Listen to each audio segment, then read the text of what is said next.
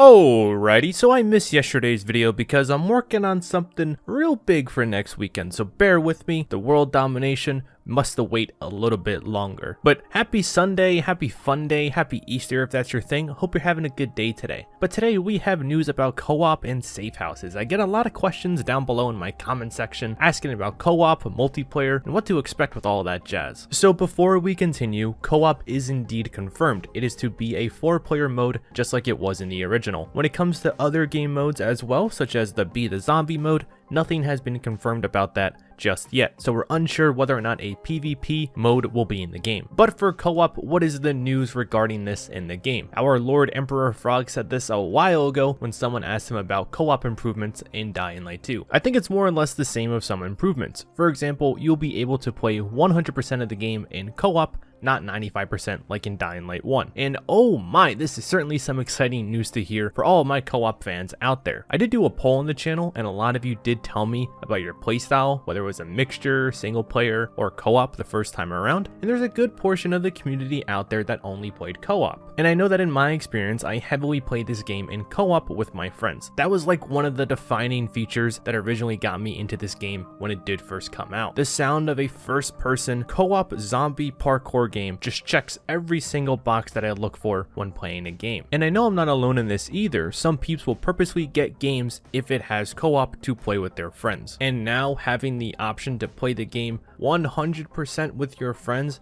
is certainly a favorable and welcomed feature. What occurred in the original and what occurs in many games nowadays is people pull an Aussie GG, speedrun the tutorial section in order to play with your friends much quicker. Granted, in the original, it took maybe an hour or less to get into it and start playing co-op, but if you got the game explicitly for co-op, you had to speedrun it to play with your friends. And another thing to mention too is that if or when we get a final boss encounterment in Dying Light 2, we'll be able to do that together in co-op. With the original, before you ran up to do that quick time event boss fight, you had to quit co-op. And yes, that was absolutely a dig at the QTE boss fight. But in short, it's the entire game now, not 95% of it. So from start to finish, you can play with your friends. It's a feature that would be greatly appreciated by co-op lovers like myself. Some other things to mention too about co-op as well. This information is slightly older, but the host will be making all the decisions. This one is kind of expected as they will have full control. It's just something to think about if you join someone else's game. Good to make you aware of it now. As for the second half of this video, we have a little bit of information regarding safe houses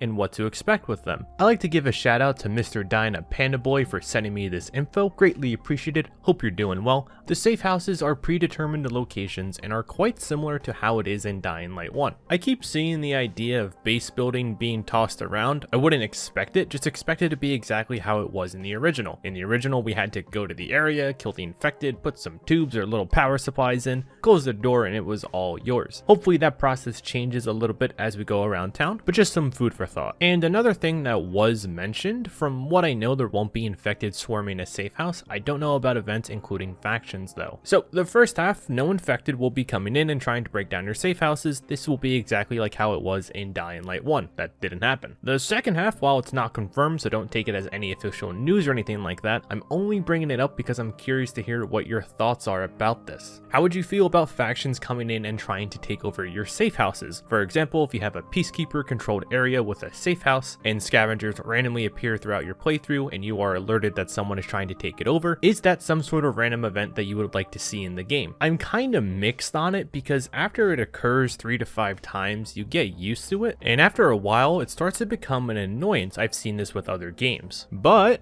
there's always a but. If they can find the right balance to make it not an annoyance that every hour you need to go and maintain your bases, I'm all for that idea. But anyways, that was just a quick video for you today. If you want to share your thoughts about anything I discussed in this video down below. I read every single thing. Whether you try to convince me Kyle Crane is the Night Hunter or not, I will read it. But thank you all for the support. Subscribe if you enjoyed, leave a like as well too. With all that said, tomorrow will be a Dead Island 2 video. So hopefully you enjoy that one. But have a good night and good luck.